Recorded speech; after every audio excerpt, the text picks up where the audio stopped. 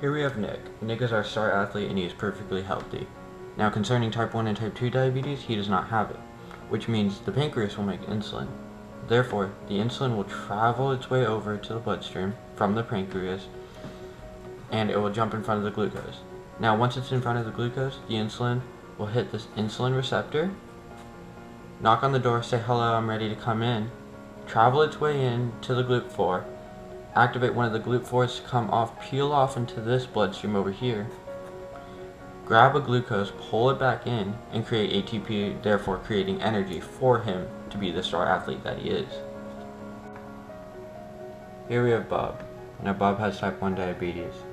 Now what that means is the pancreas does not make insulin.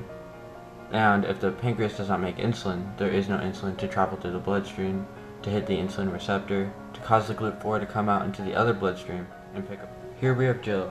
Jill's a little overweight and about 30 years old. She's been diagnosed with type 2 diabetes.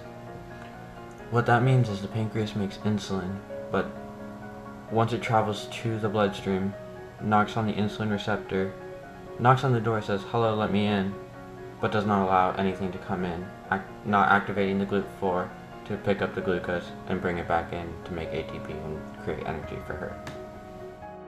My cousin has type 1 diabetes. The doctors that he goes to see on a daily basis would include the eye doctor, the podiatrist for his feet because his ankles are very swollen and it is hard for him to walk most of the time. He also goes to see an exercise trainer because he doesn't really know how to exercise. He's not too well at it, and so he makes sure that he's always in good health and that he's always taken care of. Some treatments for a diabetic would also include going to the pharmacy, picking up your insulin shots, and picking up your test strips for most people. For diabetics, some life changes will have to happen. For instance, your eating choices may have to change depending on how serious your type 1 or type 2 diabetes are. I know for my cousin has type 1 diabetes, and he has had to change a lot over the previous years. He's not allowed to drink soda anymore. Going to dinner and going to lunch is very hard sometimes. Like, small portions is really like his main priority. He weighs 100 pounds and he is 4'9". So, I mean, he doesn't need to eat a lot, but eating is a priority for him. He's constantly hungry because he has a certain schedule that he's allowed to eat on, and it's only a breakfast, lunch, and dinner, and maybe like a late night snack if he's lucky, and if his blood sugar levels are low.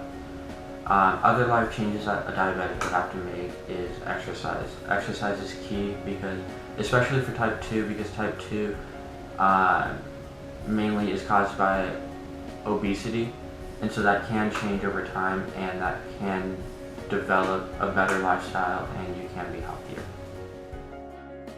With diabetes or any other disease, there could be a complication or risk. With our patient, or my cousin in fact, he has a foot problem. What that means is that blood flow here is different than blood flow here. Here is our normal and here is our diabetic risk. What this means is that blood flow over here is perfectly fine and healthy, giving oxygen off to the foot and making us perform simple tasks like walking or standing upright. Now over here we can see that it is blue and that it is not healthy. What this means also is that blood flow is not getting to the feet, making it hurt, making it feel numb almost, and actually killing the foot in the process of this task.